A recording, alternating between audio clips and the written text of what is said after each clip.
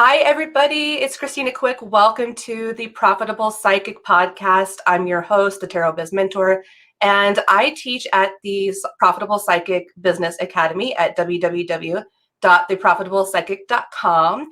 And that is where I teach tarot readers and other types of psychic advisors how to scale their business to six-figure success.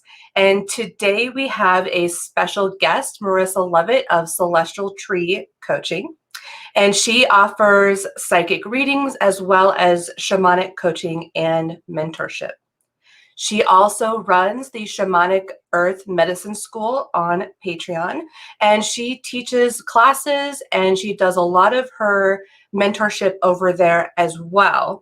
And over there, you can learn about how to connect with ancient shamanic strategies for healing.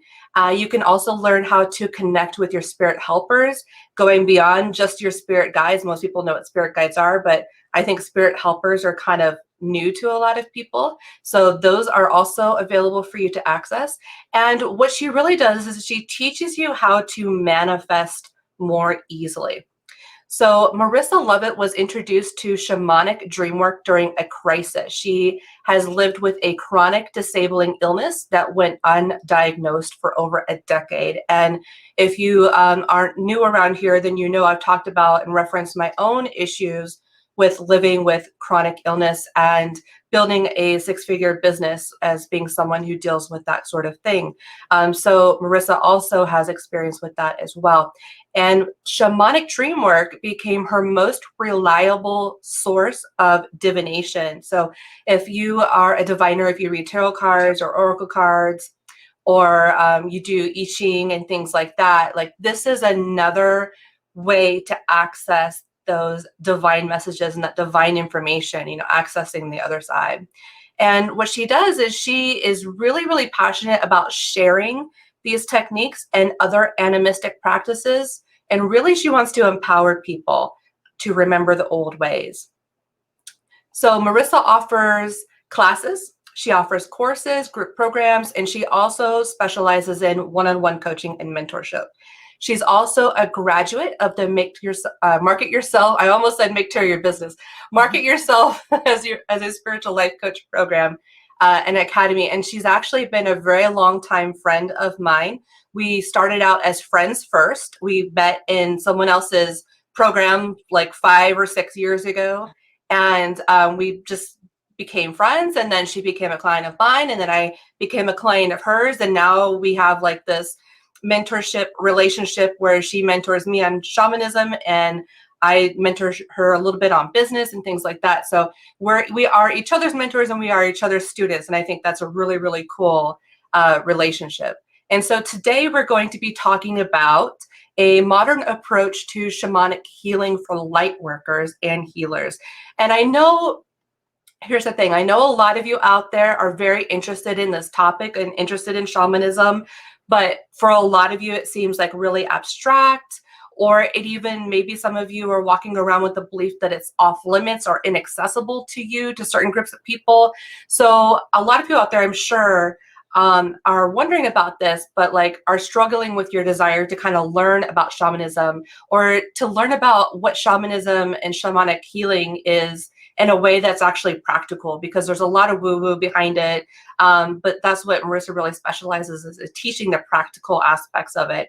And today, Merissa is going to be sharing with us her journey about living an animistic lifestyle, pursuing shamanic healing, her connection to the shamanic world.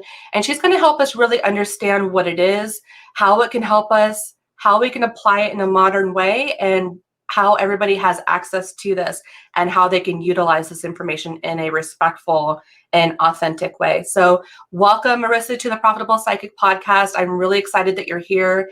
And I would love if you could go ahead and start us off and maybe tell us about your story, but also how you ended up becoming a professional psychic and what really led you here.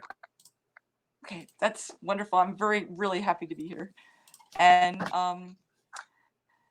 basically, what started me out was I had become interested in shamanism and animism in college, and I got my first taste of like working with plant medicines, and I was introduced to Michael Harner's work that way. But I kind of set it aside, and I had gone to massage school and I got hurt. Oh, I I got didn't know hurt in this, that. yeah, I got hurt in Okay. this freak way where my nervous system was on fire. I couldn't lift things anymore because I was in so much pain. I I had an allergic reaction to pain medication, and then I started reacting to everything. So I was very difficult to treat. And so that drove me into alternative medicine. And it also drove me into ways of like, how do I manage this? And so what happened was I had gone out and I got 2 magazines, and one of them was Shaman's Drum, which Mm. isn't in print anymore. And there was an article about journeying, shamanic journeying to work with illness. And I was like, okay, I'm going to try it.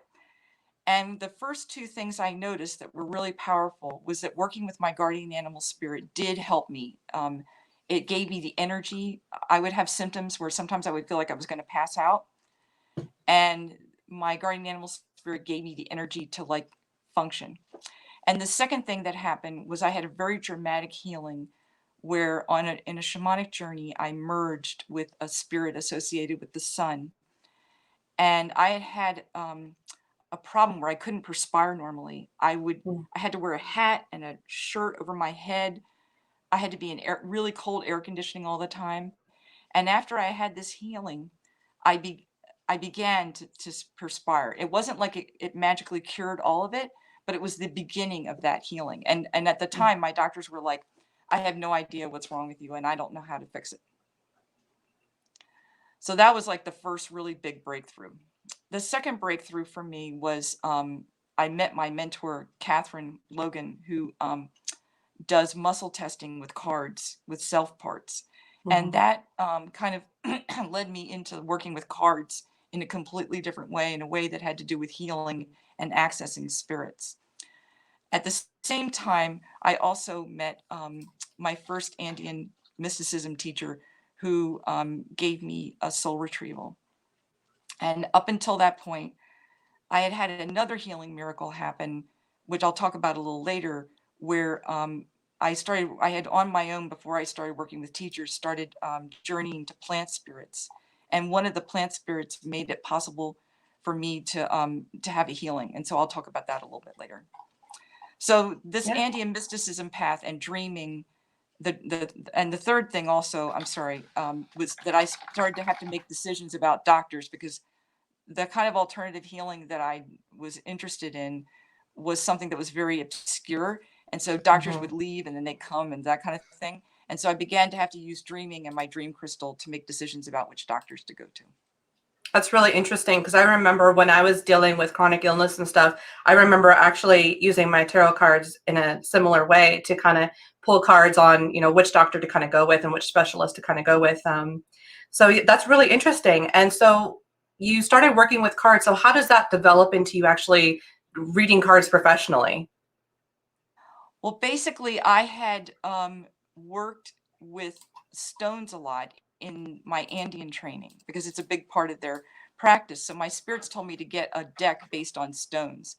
So I Mm. got an oracle card deck, and I started doing readings just for people, like for fun. And then I had a woman who was working with me, a coach and a healer, who said, "Why don't you do a reading for one of my clients?" And Mm. I did it, and she like gave me a gift basket.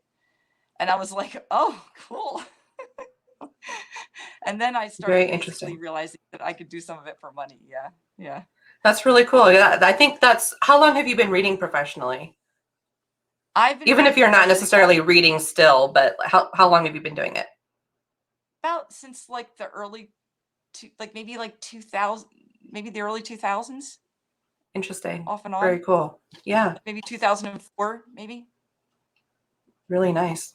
So quite a long time. So it's interesting because I think you are the only person, I mean, I probably worked with hundreds or maybe thousands of people at this point, but I think you're the only person I've ever met that actually has an approach to tarot and oracle card reading like you do. So could you talk maybe a little bit about like that approach to that and why it's so unique or different? Well, first of all, I use muscle testing a lot because that's how I was trained. And it uses my gifts. I have pretty strong clairsentient gifts, especially to connect with spirits. Mhm. And so muscle testing gave me a way to connect a spirit with either an event or a person. So I can like connect the dots between the energy field of a person and a card. Mhm. And so that way I feel like I'm reading the person's energy field with the cards I'm drawing, instead of just having to use my sight, which Right. isn't always my strongest gift. Mm. Interesting. Yeah. So I've had readings with you. My favorite reading that I've ever had with you is the Star Ally reading. And that really was really great. So I recommend that if you have not had a star reading with Merissa, to go over to her Etsy, or is that where you have them at Etsy now? Yes. Yes. Okay, so Yes. yeah, so grab one of those, and actually, it was a really neat experience, because what we're going to talk about this too, but like the whole idea of shamanism and being a star seed is so closely linked. Could you explain a little bit of what that connection between the New Age thought of star seeds and the more ancient idea of shamans and cosmology around that? Yeah. There my mentor Catherine is very strongly connected to starseeds and makes custom decks based on that. But at the same time, the first shamanism teacher I studied with, he wound up studying with a man. Well, he wound up bringing this man to the United States, a Peruvian healer or curandero called Tio Paredes, and Tio worked very strongly with stars. And in the Peruvian tradition that he was trained in, we source from the earth during the day, and we source from the stars at night. So his way was that you had a special star that was like almost like your guardian spirit. And he taught many energetic practices about connecting with this special star. And that became a big part of my physical healing as well. Would you say that a lot of, because we're going to talk about shamanism, but really, I guess let's define first what shaman actually means and what we're actually talking about here, and the idea that shaman is the idea of core shamanism versus indigenous shamanism and those sorts of things, just so we can kind of clarify where we're kind of coming from and how that all kind of works together. So, could you tell us Yeah, what a shaman is versus shamanism, because those are two kind of different things, and then kind of like the difference between core shamanism and maybe indigenous shamanism? yeah. So basically, core shamanism is for people who are called to this path by their ancestors, but who don't have a tradition of their own to go into, Mhm. or they're not adopted by another group of people and they go into that tradition. For example, I have a mentor who was trained by the Karo people to be a traditional shaman. That would be a traditional animistic or shamanic practitioner. So it would be But kind of like your lineage, right? right, exactly. Like Okay. if you're a Buddhist, you have a certain or yoga or something like that. Yeah. So and lineages actually in shamanism are incredibly important. Mhm. And that is, I think, ancient. I think that comes from the animism that everyone practiced before there were religions. I think lineages are huge. Right. Secondly, in shamanism, there's a connection between nature spirits, the and other types of spirit helpers sort of doing the work. In other words, it's not just you that's channeling energy. You're asking these spirit helpers to help you do the spiritual work. Hmm. I know a lot of us are really nervous about even talking about shamanism or even using the word shaman, because a lot of us are becoming really aware in different ways that we tend to appropriate different cultures, and indigenous culture is one of those that's extremely vulnerable to that.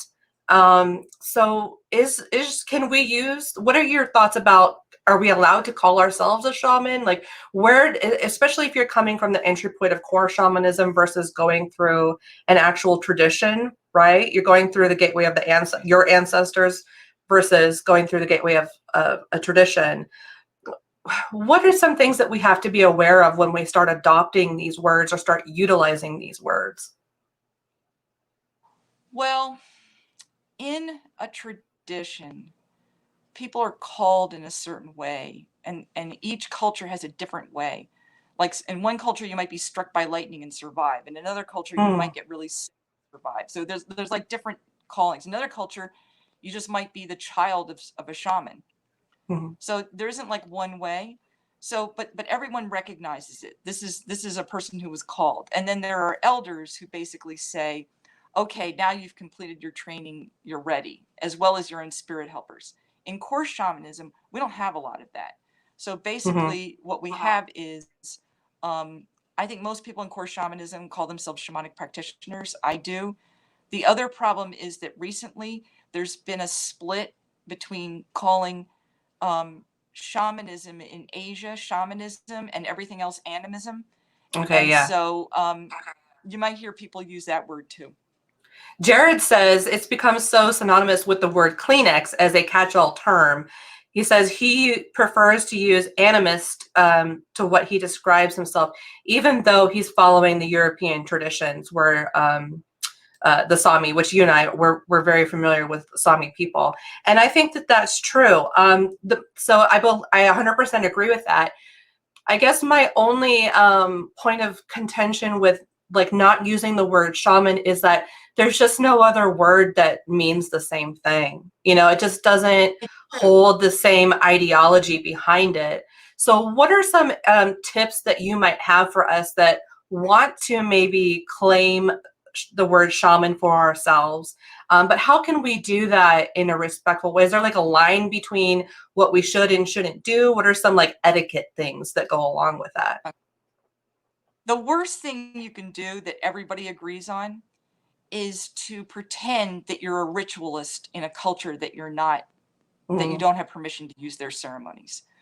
So walking around pretending to be like a Lakota medicine person, if you're not a Lakota medicine person, is bad because you don't have permission. And mhm. the reason why it's bad is because there are powerful spirits that look after the tradition, and keeping in good relationship is what makes the rituals work. And so walking around pretending to be someone that you're not is not being in good relationship. Yeah, So that's a absolutely. big part of it. Like, Yeah. So shamanism is really an ancestral tradition, right? At its kind of at its core. right. That's a And piece of it. so, Yeah.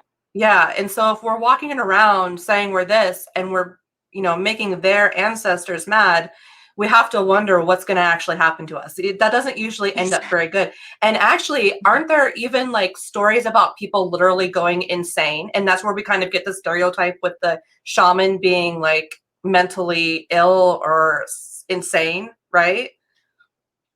Well, Michael Harner told a really great story when he was working with the I think the Shuar people or one of those people in the Amazon, where there was a guy who was like kind of mentally ill and everybody sort of Mm-hmm. avoided him.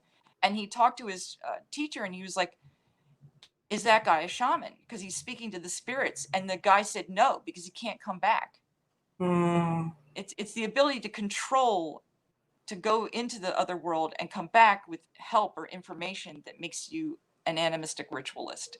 And a shaman is a Which type that of thing. takes training. Yeah. Well, it takes it. I mean, some people are initiated by their ancestors themselves, but you don't hear that many stories of people who have no training whatsoever. Right. Very interesting. I think that's really, really helpful, especially with the way that we're going to approach it, because I know some people would even be upset at a modern approach to shamanism, you know, because they really want to preserve the cultures and traditions. And I fully believe in that. And I think that that's necessary. It's absolutely necessary to protect those people. Um, but I guess really who I really want to target when we're talking today is the people that maybe don't have a tradition, or maybe they're not really sure where their indigenous culture really comes from. And so they're walking this line of, can I do this? Is this even allowed? Am I allowed to do this? You know? And so what would you say to those people that are kind of wondering, you know, do I have permission to even look into this? Yes. My sister and I started Shamanic Earth Medicine on our Patreon because we're passionate about the idea that everyone has permission to at least do animistic practices, Right. and that um, and that not only that, but it's badly needed right now. I think where you get into trouble is when you start doing really complicated rituals. Like ritual safety is an issue, but also um, what we talked about before. But other than that, I don't think that people following the ways of their ancestors would be a problem for any indigenous person. In fact, I've heard many of them say that they encourage us to do that. Hmm. And sometimes they'll introduce us to some of their ways because they're trying to help us sort of jumpstart our own memories of our ancestors. Absolutely. And so I really agree with that. I think that's a beautiful statement. And so if someone is wanting to learn how to connect to their own indigenous roots, because I'm a big advocate for following your own blood magic, following your own blood lineage, because that's, I think, where you're going to, one, have the most power, and two, where you're not going to make anybody else's ancestors upset about that, right? Because really, no matter who you are, we all have we're all indigenous to some place, right? And so for me, what I did is I did the 23andMe test and got all of my DNA done, and so I could actually see, okay, this is where I'm from. So if I really want to get serious about this, a good place for me to start would be to actually start learning about the indigenous cultures that my DNA is from, my ancestors are from. And so what do you think about, is that something that you recommend? Is there something else that you recommend for that? Oh, that's great. I mean, I also I worked with Daniel Force ancestral medicine practice, and he just has you go through a process of connecting with what he calls well ancestors, which are ancestors Hmm. that are fully ancestralized, meaning they have no baggage from this world. They're fully merged with the collective of the ancestors, and they can be a helping spirit. So you can go that way, and then they'll start teaching you things. Or you can do the 23andMe way or DNA testing way, which I did. And I wound up being connected to heathenry that way. Hmm. Um, and I got into studying Sather that way. But Yeah. because some spirits have been coming to me for a while. So I think that that's a good way. The only thing I would say about that is that in heathenry, there's a big issue. Like, I'm used to being on this side of things that you're talking about. Don't Hmm. appropriate other people's culture. But in heathenry, there's a huge issue of racism in heathenry and not Yeah, being inclusive absolutely. enough. Yeah. Absolutely. That is a serious, serious problem. It's a very serious problem. And that's kind of what we're talking about, how there's certain things that you just don't want to do, Right. and it's, it's like one of those things where you can believe your practice is closed, or you can believe your practice is open, or you could kind of be in the middle road between those two things. But ultimately, what I've just kind of figured out is that people are going to go where they're drawn. They're going to get the lessons that they need to get. And it doesn't mean that they're necessarily going to stay there, right? And it's really unfortunate, especially for the heathen community, which I'm also a part of. I'm German and Finnish, so I'm connected through Sami and also like Scandinavian, whatever, what I'm trying to say. And so a lot of people like me that will go into those groups, and we'll be going in there for one thing, and then we see it's actually something else. And then we're like, oh crap, we don't want to be a part of this. And then maybe for me, I kind of shut that down because I had a lot of shame around that, because that's not okay. And I would love for people out there to know, especially people that are finding out that their ancestral path is through heathenism, is that those people only represent a very small, subsection of the shaman community, and it's a very unfortunate thing. But I think that's part of why your work is so important, because you're kind of restoring the dignity through your own experiences and through your own teaching and mentorship. So I'm really appreciative of you for doing that. With a lot of people would probably not pursue this path, the shaman path, right? What do you think about that? Like, is the shaman path like something that it picks you, or do you pick it, or how does that kind of work? I think it does a little bit of both. I know people say that the shamans sort of the ancestors choose you, but I believe that's true of everything in life. So I think the people who are called to do shamanic work find out pretty quickly that their life is better with shamanic work in it than without it. Mm-hmm. And they get some pretty dramatic feedback that, oh yeah, this is definitely the right way to go or whatever. Mm-hmm. And the only other thing I wanted to say, because I really appreciated what you said about heathenry, and just to follow up one more thing, is that Yeah. I've been lucky to find some anti-racist heathen groups, and one of them in particular is run by a guy who does a Patreon named Rune Rasmussen, and he also has a YouTube channel, and his YouTube channel is called Nordic Animism, and he's very passionate about being inclusive. You know, he's lived with cultures all over the world and very anti-racist. So yeah, but totally full on into the, you know, the Nordic path. Yeah. We absolutely need those resources. So thank you. Could you talk a little bit about, okay, so what is a shaman? What does a shaman do? How is it different than shamanism? How is it different than animism? Okay, here's where any kind of animistic path, and shamanism I think of as a subset of animism. In fact, in the bad old days, people like Harner or Barbara Tedlock, the really famous anthropologists, they used the words interchangeably. They didn't even have a difference. But the difference is that those cultures, they're very earth-based, and there are spirit helpers that are connected to nature that do the work. And your job as a ritualist is to maintain your relationships with them. For example, like a guardian animal spirit. It's your guardian animal spirit that's guiding you through the journey. You're not going through the journey by yourself. Your spirits are helping you. That kind of thing. In a traditional culture, like I think Crazy Horse had a connection to one of the thunder beings, and that's what gave him part of his medicine. Or in Peru, it might be the mountain spirits. It's not the same in every culture, but it's something like that. So it's the powerful spirits that give you the ability to do the magical work. And so the more powerful spirits that show up to do a certain kind of work, the bigger jobs you can take on as a ritualist. And so that's basically how, like, what a shaman does, or a like Crazy Horse wasn't a shaman, but he's just as powerful as shamans I've heard about. What do you call it? Cooperative. What is it called? Cooperative what? I'm sorry, what? Like when what is the term? Like you're trying to have a cooperative relationship, or what is it called? Yes. Yeah. Yeah, it's relationships. Shamanism is completely based on relationships. In fact, animism is completely based on relationships. It's the idea that, like, everything is family. Even the animals that you hunt are relatives, and there's ways of interacting with them. So it's really a worldview, right? Yes.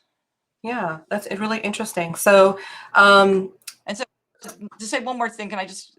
Yeah, go ahead. In the animistic path, there are different job descriptions, and so, like, you might be a ritualist, or you might have another medicine, and then when the group gets together to do rituals, you add your medicine to that ritual. So yeah. Oh, okay. So there can be, so we're just speaking about indigenous shamanism now. So there can be multiple roles. There can be actually like a community of shamans that all have their specific medicines that they lend and their own unique talent. So shamans all have different talents and different types of abilities. Is that what you're saying?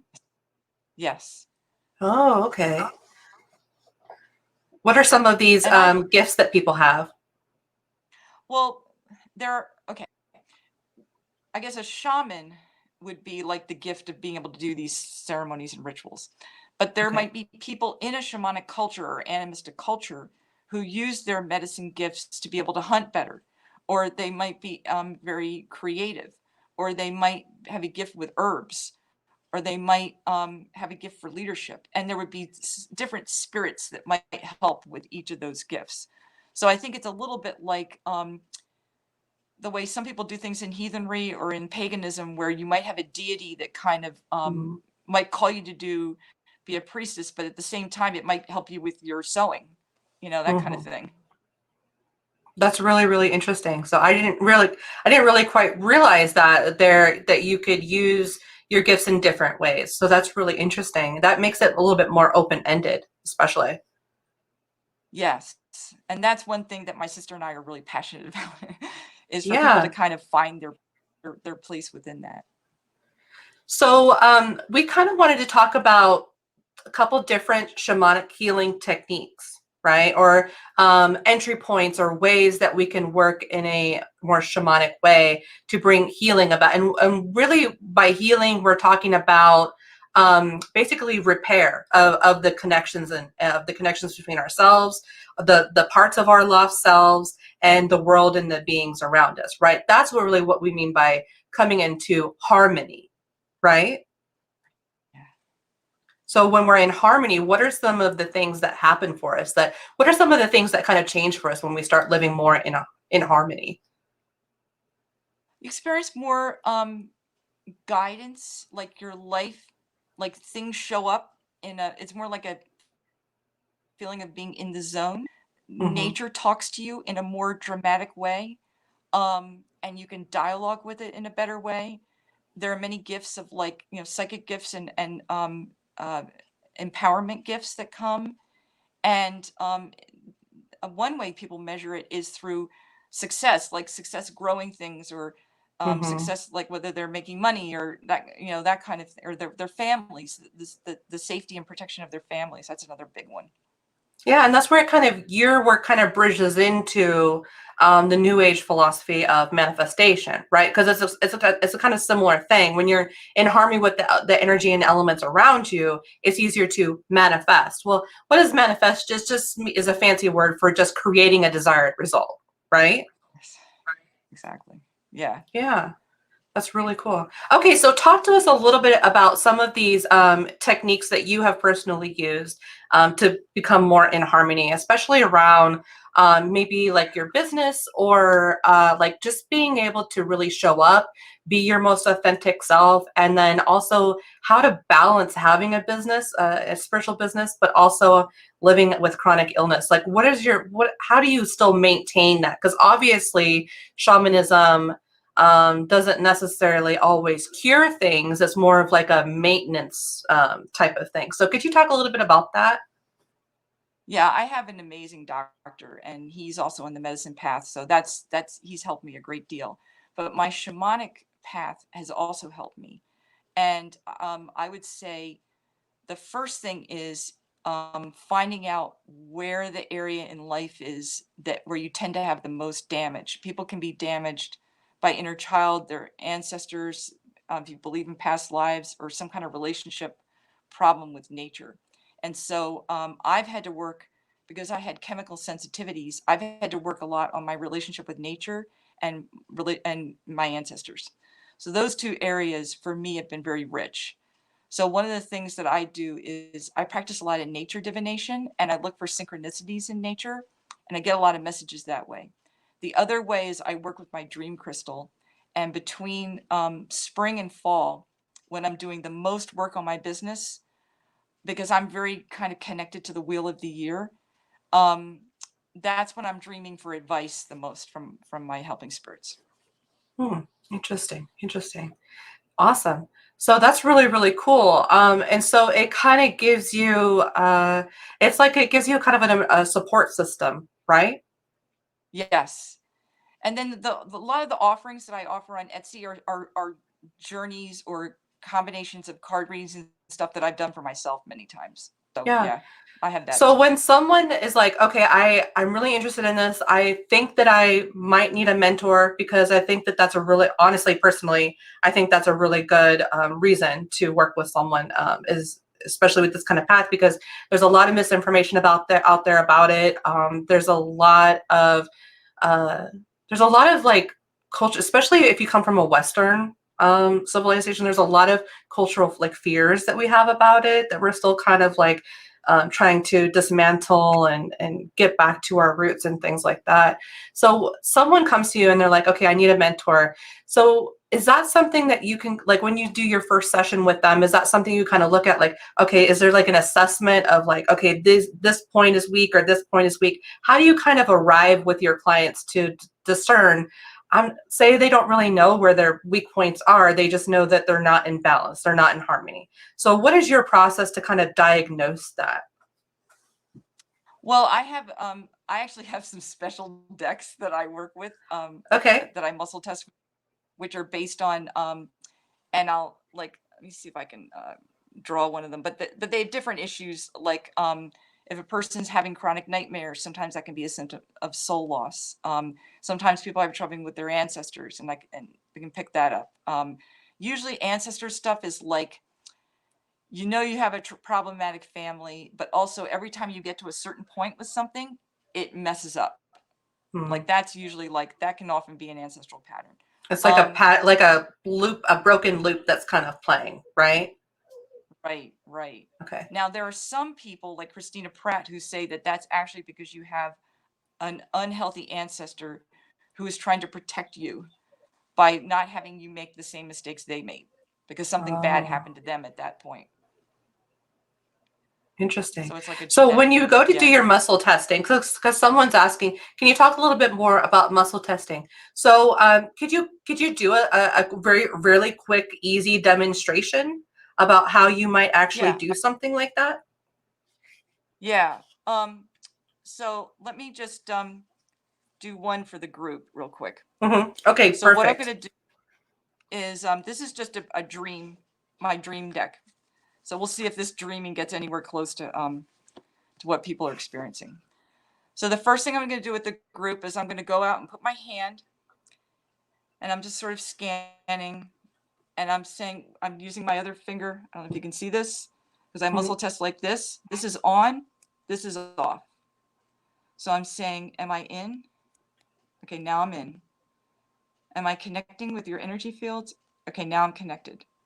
Am I connecting with your guides? Okay, connected. And I can feel a little bit of a current that goes through the fingers. It isn't just that my fingers go together.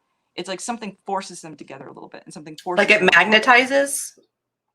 It almost feels like that, or like a little tiny bit of electricity. So, so then I'm just going to ask what message, what kind of dreaming people are doing. And I'm getting a lot of no's. Okay, now I got a yes. Okay, so of course, this is like the most generic one. Helping spirits are communicating. Wait, sorry about that. Helping spirits are communicating to me through this dream. Love that. So if we were working individually, then we would go in a little deeper. Yeah. That's what I was going to say. So, okay. So you get to that point and you realize, okay, this is what the general theme is. And then you can kind of go from there, and you have processes, I would imagine, that will kind of address those certain things, right? Yeah, exactly. Love that. That is so cool. So does that give everybody a good idea about how to use muscle testing? Like, I've seen that used before, not exactly in that way, but I think that's a really cool way. I know that as a tarot reader, I kind of do something similar, but with how I shuffle. I think we all kind of have our own little like quirks about how we know when things are ready, right? When we're actually tapped in. So that's really cool. I do appreciate you sharing that with us. That's a really, really interesting technique. That's really, really neat. Thank you. That was from my mentor. Yeah. Yeah, that is awesome. So we were going to talk about 3 key core shamanic healing methods or techniques. And the first one that you wanted to talk about is the plant spirit medicine. So could you talk to us a little bit about that? Yeah, a lot of people think that plant spirit medicine has to be a hallucinogenic plant. And there are powerful teacher plants, and they're associated with powerful ancestral spirits.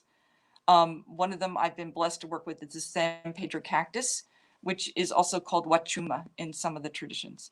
But I was helped the first time by the spirit of the lemon tree. And so I just went through like some instructions in Michael Harner's Way of the Shaman book about how to, you just take a tiny bit of the plant, you drink it or eat it, and then you have a dream or journey about where you go to deliberately meet the plant spirit. And after I did this, sort of miracle happened in that I was able to take herbs again. Wow. Okay. And that's really cool. That didn't happen before that. Yeah. Yeah. So that and absolutely. And some people are listening, they're like, they're not ready to go out and just start sampling random things in their environment. So I wanted to talk about kind of, because I mentioned this with Renee Lynn on the last episode a little bit about, because we did kind of start talking about like psychedelics and ingesting plant medicines. But we do want to make it clear that there's no actual need to ingest anything. You can simply just work with the herb, and you actually do that as well you carry medicine pouches, don't you? Yes, I do. Yeah. So Yes. tell us And how that kind of works. So if we're I not ready to dive into the, ingesting part of it, what are some ways that we can kind of start working with the plant medicines in like a kind of more safe way? Okay. So let's say you don't want to take it internally at all. You can because you can put the plant in a bag, like a piece of it, and wear it. So what you want is to have it in your energy field a lot. You either want to have it like where you can carry it around with you for a while, or you want to like journey with it repeatedly, or my personal favorite, put it under your pillow and ask for a dream about it. Now, when you do take a sample of that plant, do you always 100% leave an offering? Is there a process where we ask, okay, am I allowed to take a piece from you? Because we want to make sure that we're having good relationships, right? So how does that kind of work? For me, how it worked, and that's a great question, is I went to get this plant, the one I'm thinking about, at like sort of the height of its flowering season, and I looked for the one that had the bees around it. And so after the bees had left, I made an offering. And the way I can tell if a plant wants to come with me is I just use my nails. And if it comes off really easily, like butter, it wants to come with me. But if I have to yank it, Okay. then I just let it go. It doesn't want to come off. It's not ready yet. Okay. Interesting. Yeah. Very, very good. And so if you did want to leave an offering of some kind to restore that balance, what are some things that you might leave? Well, I'm really partial to tobacco because I think if you live in North America, it works really well. But you don't have to do that because obviously Okay. people are from all over the world. You can I've even used pieces of my own hair. That's right. I remember you talking about that. Yeah. I think that's something people do in the Andes. But yeah. So it's really your loving intent that fuels the offering. But yeah, and sometimes the plant will tell you what it wants. Hmm. I've Interesting. had some plants tell me that they want alcohol. Interesting. Like everybody doesn't Very want interesting. tobacco. Yeah, I love that. And is that something that you kind of just comes in through your crown chakra, or is that something that you dream about, or does it come in both ways, or? It comes like I like to stand near the plant and sometimes the energy of the plant will talk to you. Um, but yeah, you can also dream or have it come through your crown chakra. All of that works. The only thing you're looking for is that when you do the offering, the power of the plant grows, the power of the plant's ability to do good work in your life. Like if you're doing candle magic with the plant, the candle magic works better, that kind of thing. That's Right. what you're looking for.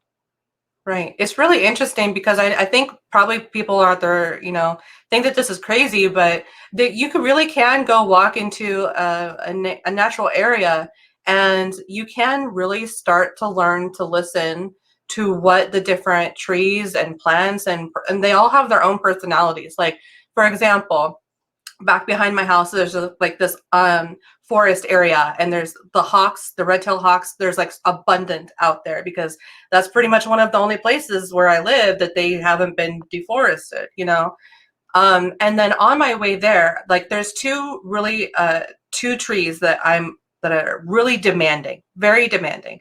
There's one tree that's like a diva, and she's like really, really flamboyant and feminine, and she really loves to have flowers and like bells and ribbons and things like that kind of tied to her branches and things.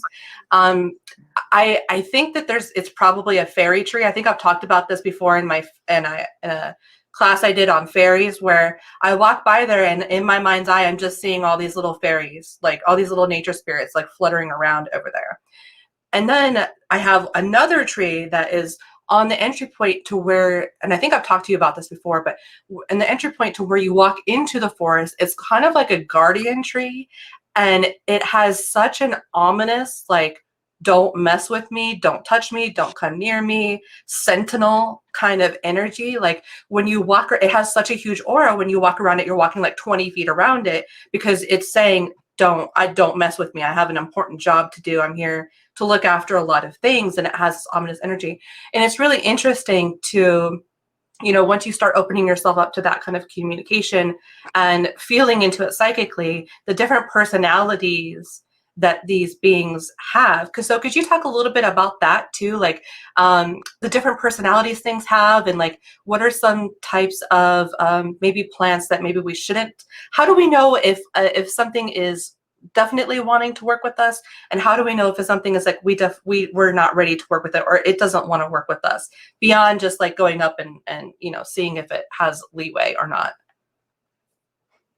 Well, I think that that's a great question. I think that as your gifts get stronger, or if you already have strong gifts to begin with, they will tell you. And sometimes it's good to have a relationship. Like what you're talking about is very animistic, like the fairy tree and the other tree. Mm-hmm. Let's say the fairy tree might help a person understand what's going on in the whole neighborhood with the energy of the plants and the animals. So that would be sort of like your go-between spirit. So you would also have your own guardian animal spirit, but you'd also have this sort of go-between spirit who's telling you, here's what you can do, here's an area you shouldn't be in, here's an area you should be in. Or it might be that other guardian tree who might consent to talk to either you directly or to that other tree. Because sometimes, yeah, and I remember it was actually a class that you were teaching. I can't remember what class it was, but it was like, but you actually wanted us to go out and actually try to talk to a tree. I can't remember what class that was, but I remember that I wanted, because I'm stubborn, and I was like, I really want to make friends with this tree, because my ego is like, I'm a good person. Like, why don't you want to be my friend, right? And I got very, very clearly, as soon as I said, what do you need from me in order for me to be at peace with you? What do I have to do to prove to you that I'm a good person to have around here, that I'm a helpful person? And they told me very clearly to start leaving apples at the front of the forest, not at the tree, just start leaving apples at the front of the forest. And so I do that frequently. Is I just leave like a basket of apples, or something like that. And I can definitely feel it's less ominous. I wouldn't say he's my friend now, but I would say that we've come to an understanding. Does that make sense? yes, it's brilliant. Yeah. I mean, there are many people, like Michael Harner got a sort of a bad rap for saying that the middle world, which is like, there supposedly are three worlds in shamanism, and actually there can be a lot more than that, but Mm. there's a lower world, there's the middle world, which is like the spiritual double of this world, and there's the upper world. And so Michael Harner encouraged people to not do a lot with the middle world. And the reason why he did that was because nature spirits can be, they're not necessarily malevolent, but they have their own agenda. Yeah. And we have to kind of court them. But some of them are totally on our side. And usually those have some kind of ancestor connection. But like, so that process that you did was brilliant. That's great. Yeah. Yeah, and I learned that from you. That's what I learned from that class. So it definitely made a huge difference, and that's really cool. So the next one that you wanted to talk about too is star energies, and we kind of talked a little bit about star allies, but we want to talk about star energies, soul retrieval, and working with Andean cosmology, right? Yeah. So the first dramatic experience I had with stars, I started dreaming about stars all the time, particularly the Pleiades. And this was during a part of my healing that was like really challenging for me. So I began to realize, okay, there's some kind of good energy for me there. And then when I met Theo, he had us actually connect our chakras to our guiding star through this special journey meditation. And this practice was to be done between the new and the full moon. And this actually helped me start to balance out my hormones a little bit. Mm-hmm. So I saw that this was having like a physical impact on my body. So that pretty kind of launched me full time. Anything that could create any kind of physical transformation usually meant that I got sort of launched full time into figuring out all I could learn about it. Mm-hmm. So that was part of it. And then the soul retrieval is something that once you get your first soul retrieval, sometimes most of the time done by another person, soul parts begin to come back, or you can actually begin to retrieve your own. And that's a very interesting process too, learning to work with the soul parts and heal them. And that turned out to be incredibly interesting and important and valuable. And working with other people who were doing their soul retrievals or helping them became really empowering for me. And the third thing that was interesting for me was working with the cardinal directions through what people sometimes call medicine wheels, but they're basically just the spirits of the directions. I have a really interesting story about the soul retrieval part. So a way that would apply in modern times. Okay. So when I was 7 or so, I witnessed something really, really traumatic. I watched someone die, and it gave me serious PTSD to the point where I had developed dissociative identity disorder. And I started developing multiple personalities, because there would be the Christina that was here and in this world, but then there would be me that was not. It was kind of like I was separated from myself. I had an out-of-body experience. And there is a whole year of my life when I was 7 to 8 or so that I actually have amnesia, that I don't remember, have no memory. And all the years prior and all the years after, I could tell you who my teachers were. I could tell you who my friends were. I could tell you the field trips we went on in school. I could tell you where I lived. I could tell you my favorite food. But that 1 year, I couldn't tell you anything. It was just a complete blank. And if you've never experienced amnesia, it's actually a very scary thing. And some people are like, "Oh, that's not real." It legitimately is a real thing. And when I started going on my spiritual journey and I first met my first shaman very, very early on. She was actually, she worked with the Pleiadians. So she was what she called a quantum shaman, I think is what she called herself, where she was very connected with the star allies. And that was her gift, was leading people through a journey to connect to their star guardians, but also what she called the Council of Light. The Council of Light. So that was like where I first started getting, and she also did a thing on me. This is not shamanic in nature, but she also, I don't know if you've heard of it, it's called Diksha, where they do the oneness blessing. Have you ever heard of that in yoga? Okay. It's basically just, they just touch you and it's a transference of knowledge, transference of wisdom, right? It's like an awakening. They bless you with an awakening.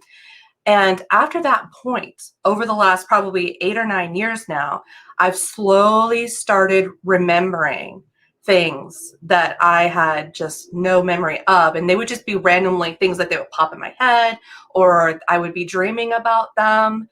And it really started to, like, it kind of started going, and then it really snowballed when I had a dream that I think I told you this, but I was in this room, and in the middle of this room was a podium, a white podium, and a phone, an old rotary phone. And it started ringing. And on the other end, it was the person that I watched die. And they were just like, "How are you? How are things? Like, everything's good here. Don't worry about it." And so I really see that as like coming more into harmony with that ancestor. And since then, I don't remember everything, but I remember a lot of things.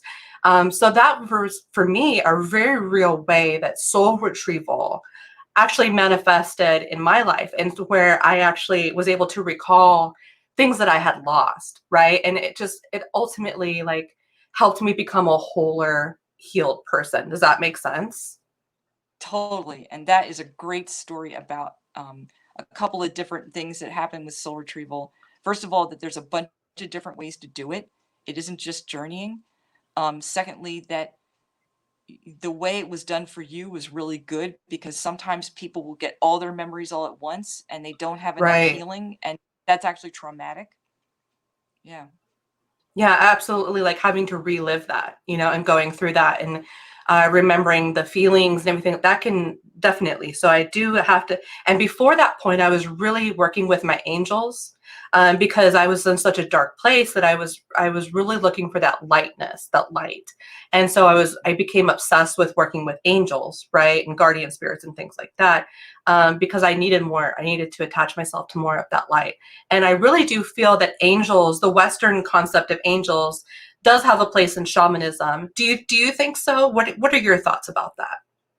Oh, I do. I think angels are like the archangels in particular are like scary powerful. Yeah. I just don't work with them. Yeah, except for Raphael. That's the one I work with. So is there like a similar thing between like angels and helping spirits? Like, are we talking about similar things, but not exactly the same, but similar kind of energies there when it comes to like your guardian spirits? Yeah, because in a lot of cultures, once Christianity happens, the old gods or the really powerful helping spirits become either saints or angels or things like that. Mm, So especially saints, that's a really big sort of stand-in. So there are, yeah. But I know like in Peru, they have this they have a mountain spirit title called an Apu, and sometimes in some traditions Jesus Christ is considered to be one of the Apus. interesting.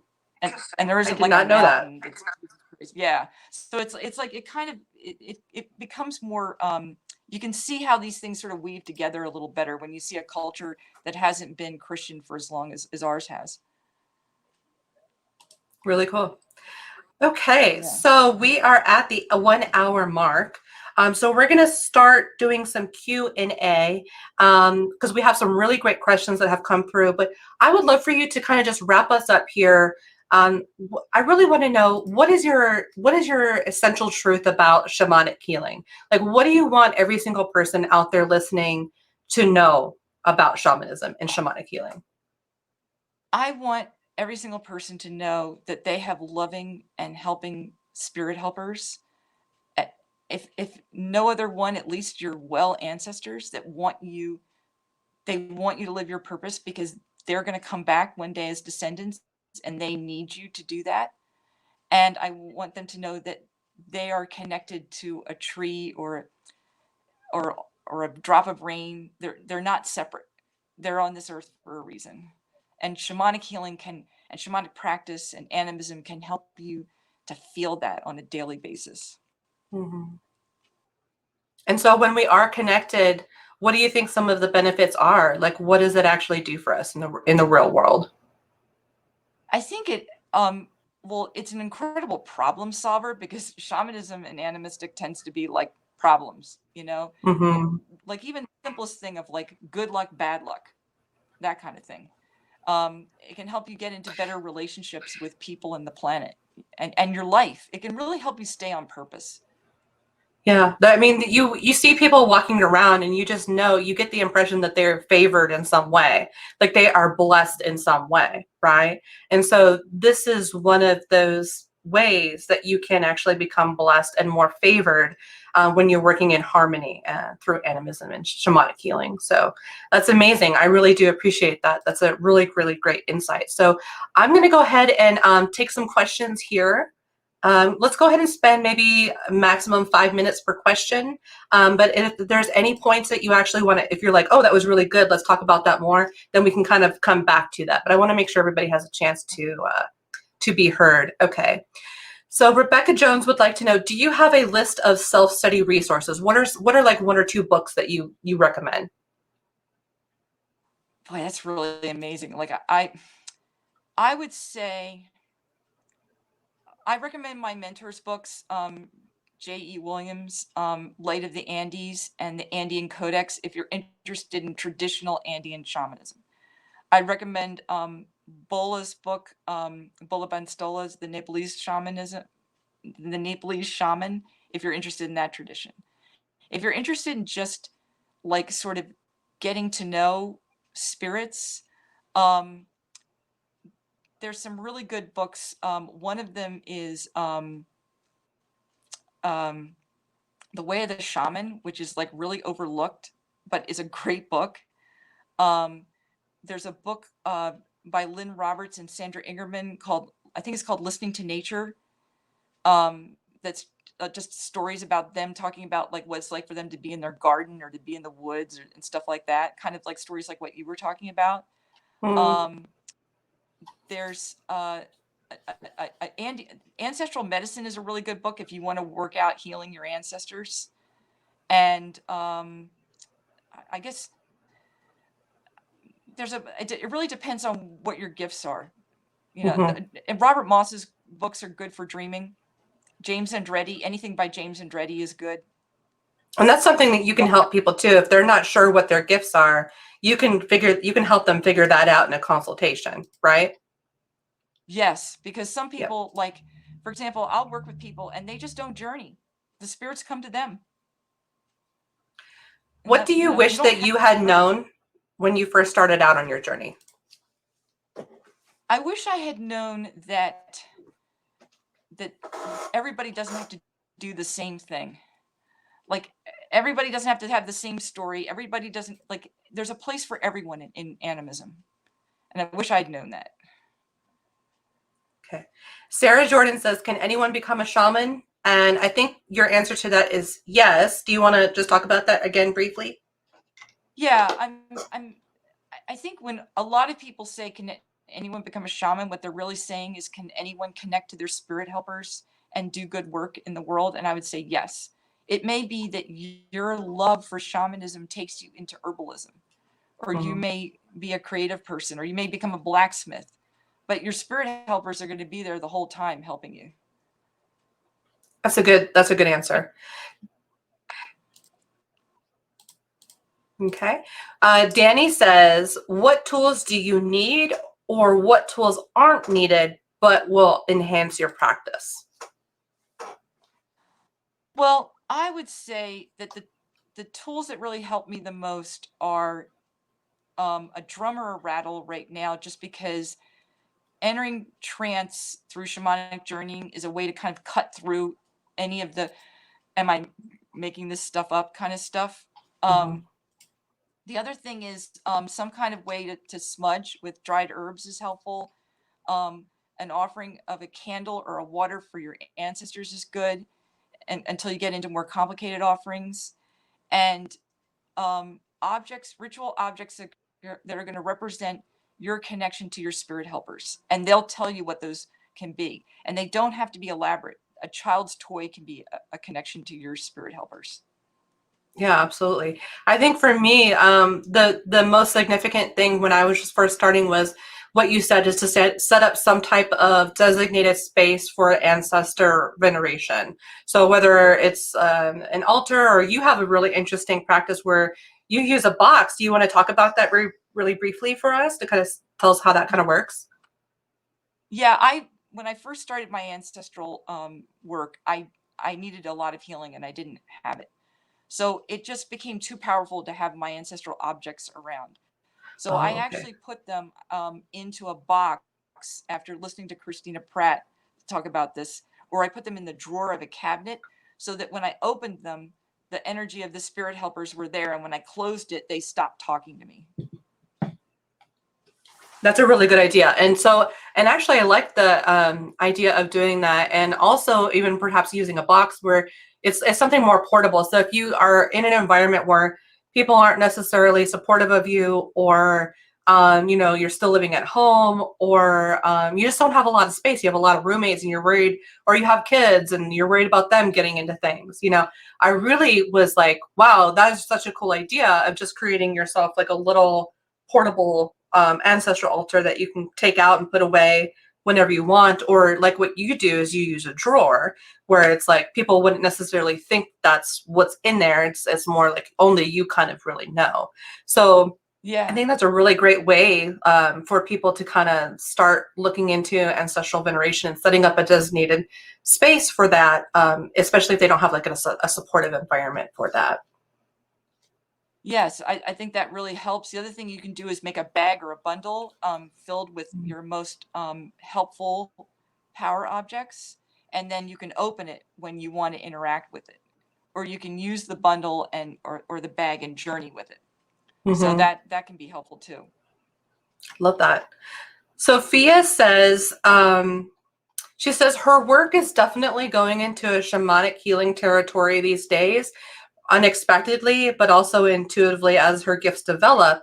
And she really wants to know, how can she keep her clients safe? Are there any basic guidelines that you would recommend of how to keep ourselves, but also our clients safe? And I think what she's talking about is, I think she's talking about the physical aspect of it as well, like what you said, getting too many memories at one point and reoccurring PTSD, but also protection from spirits that might be out there to be malevolent or unwell ancestors. Like, so what are some things we need to watch out for, and what are some basic ways that we can protect ourselves? Well, the first thing you want to do is you want to make sure that you're power filled, like Michael Harner says, before you do any kind of shamanic work. So usually for me, that means either journeying to my spirits, or chanting their songs, or merging with them in some way before I start. And usually that's definitely, at the very least, would be my guardian animal spirit. Then it also helps if you open sacred space in some way. Some people call to the directions, but you don't have to do it that way. You can just call on the spirit helpers that you're going to be working on. Like, let's say you're working with Archangel Raphael. You call on Archangel Raphael. You call on the other beings that you know you're going to be working with. You want to make sure that they're there, ready to work. Then you might have objects that are particularly empowered. For example, I had a feather that I used to use in healing work. I used it to open up people's chakras. And one time I had a client, and too much was happening. Like, she was processing, and she was doing a good job, but too much was coming up, and she was getting frightened. Hmm. So I didn't, like, my teachers had not prepared me for this. So I just grabbed Exactly. my spirit. My spirit said, grab this feather, which I did, and they just said, touch the energy center that she's working on, and it stopped. So you have to be prepared for unexpected things to happen.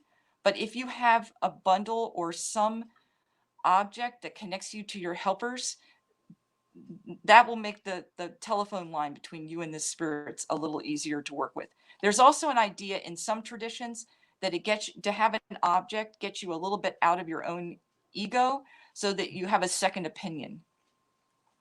That's funny that you say that, because I know talking about our guardian spirits and our spirit helpers, and actually naming them and talking about their characteristics is something that some shamans will not do, because there are definitely ways that they could be influenced negatively, right, through other malicious, darker types of magic and workings. So whether someone talks about exactly who those spirit guardians are, how they help them, what their power name is, all that kind of stuff is a personal thing. But I don't mind personally talking about mine. So I wanted to bring that up really quickly. I want to talk about one of them. So if you've watched, I did like a training on unicorns, I think 2 or 3 years ago, about different ways to work with unicorns. So I have this unicorn power, or not a power animal, but like a helping spirit. Okay.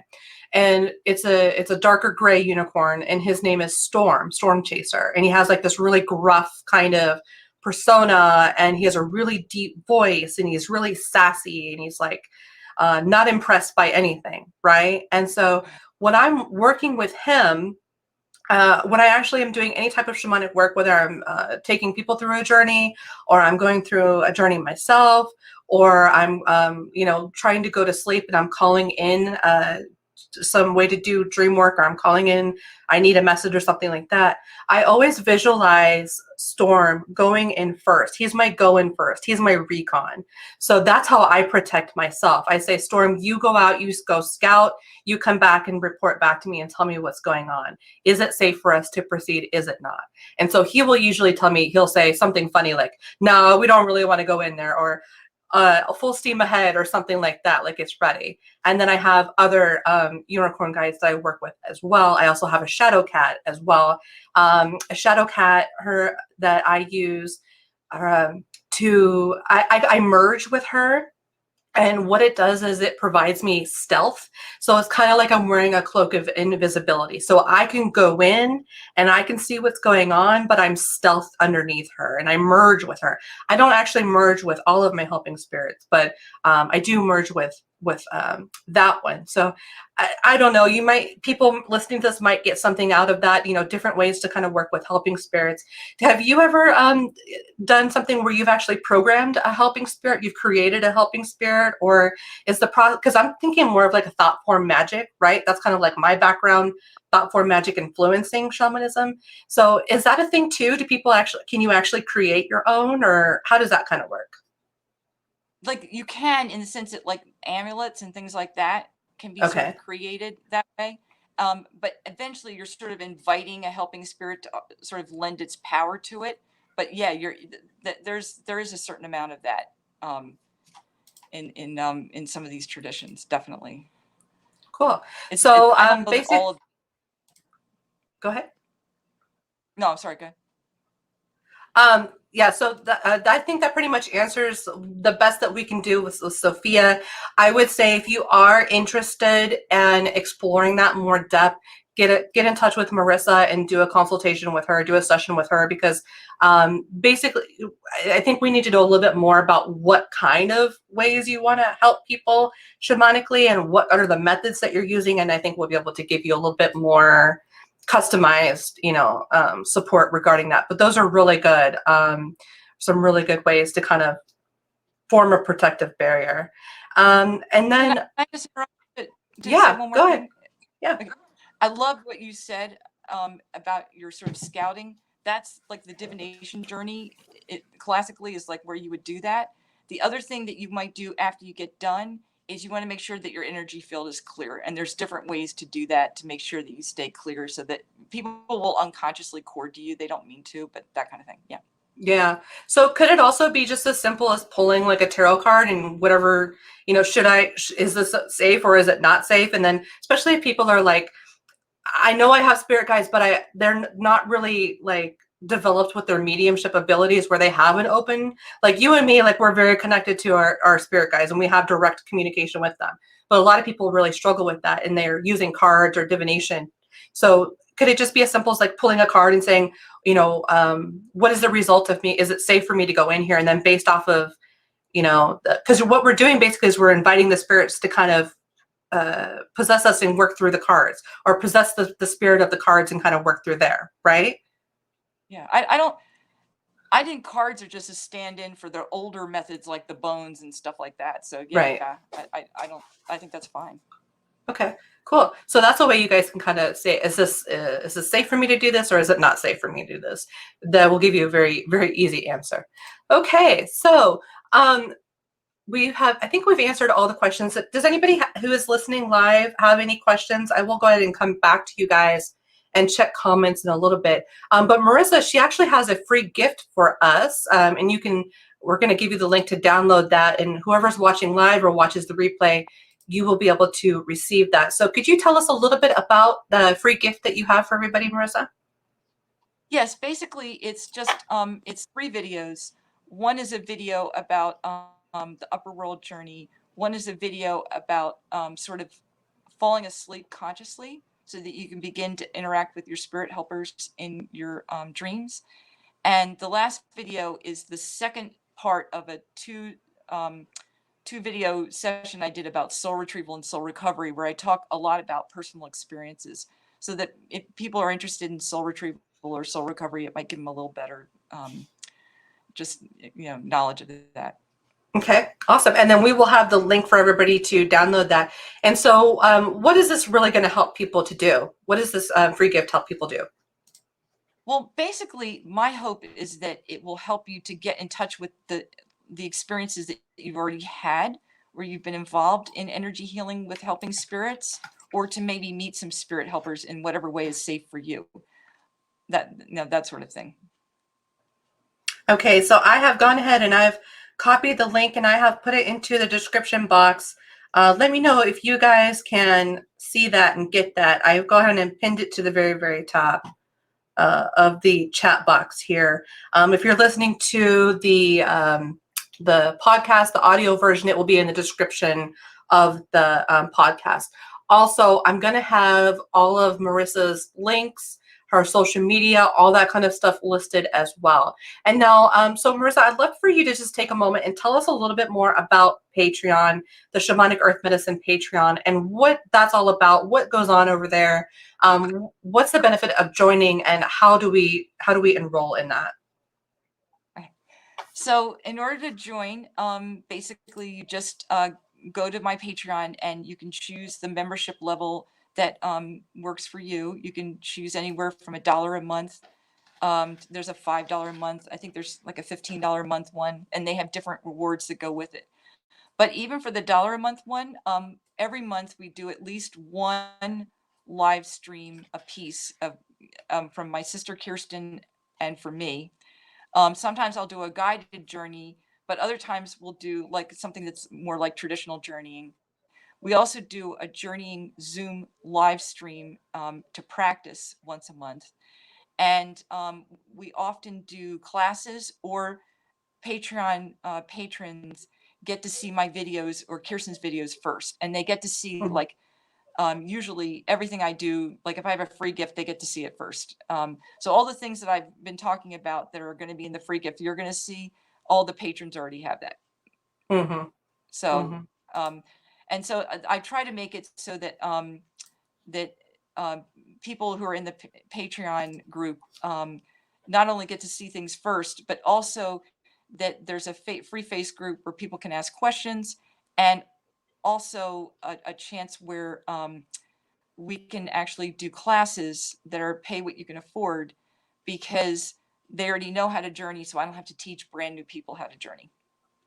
So it gives you that information, and what it does is it kind of gets you up to speed. It gets you up to speed where you can start doing some more of these advanced classes that you're teaching as well. And there's a ton of, I mean, you guys have been working on this for what, almost 2 years now?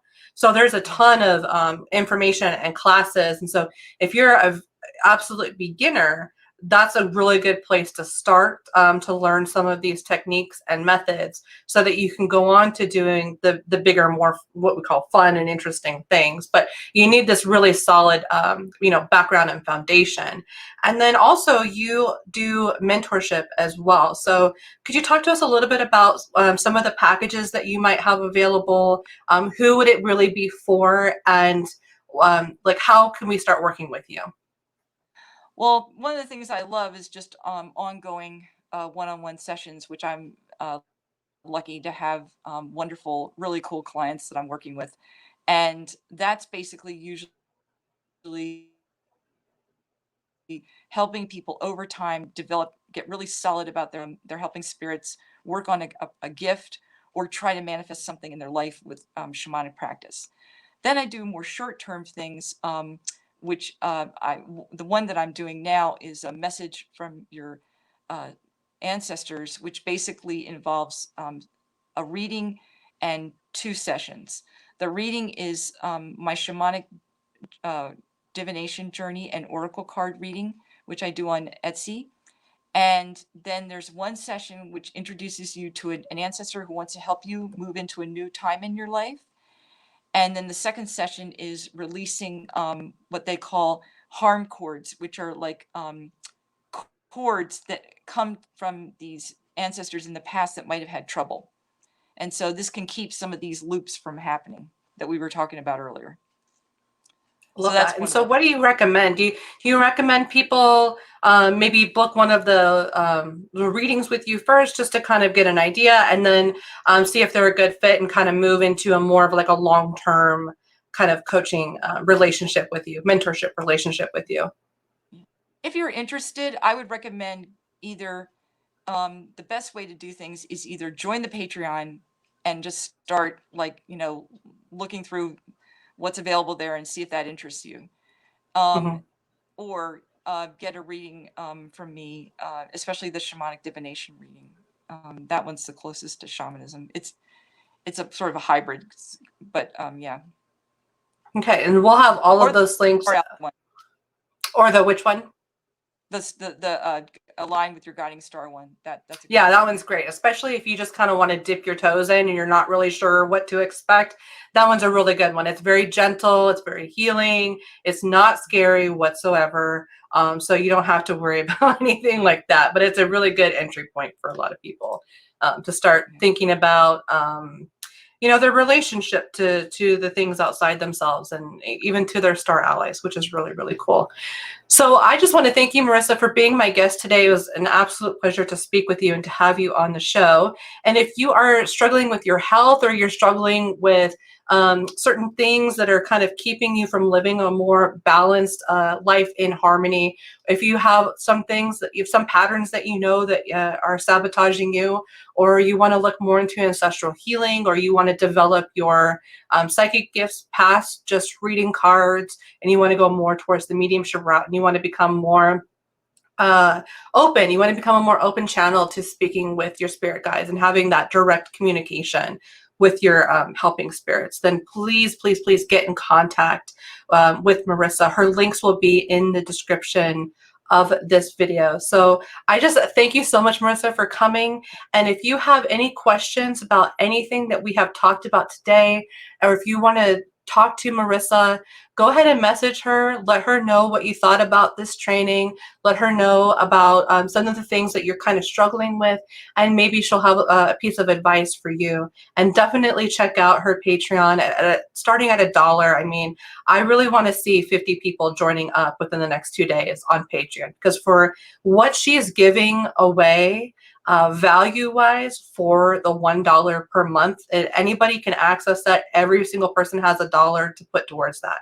So if you are called towards the shamanic lifestyle or the animistic lifestyle, please make sure that you join her Patreon and start watching her trainings and start participating, because this is a really important part of the shamanic journey, is you have to actually start participating. You can't just read about things. You can't just read a book and then think that, you're getting somewhere. The real magic happens when you start working with the mentor to do the journeys, when you start, making the offerings and connecting with your helping spirits. And these are all things that Merissa can help you do. And if you have any comments or questions that we didn't get to, if I missed a question, we will come back, and Merissa will come back a little bit later, maybe tomorrow, and she'll go back through the comments and follow up with you guys. And if you have anything else that you want to let Merissa know about, just leave it as a comment and we will come back to it as soon as we can. So I just thank you guys so much. Merissa, do you have any parting words for us?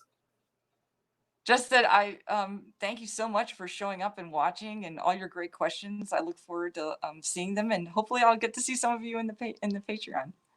I hope so too. I'm also in the private group, so you can kind of come and spy on me and see what I'm saying and doing over there too. So we'll see you in the next podcast episode. Bye, guys.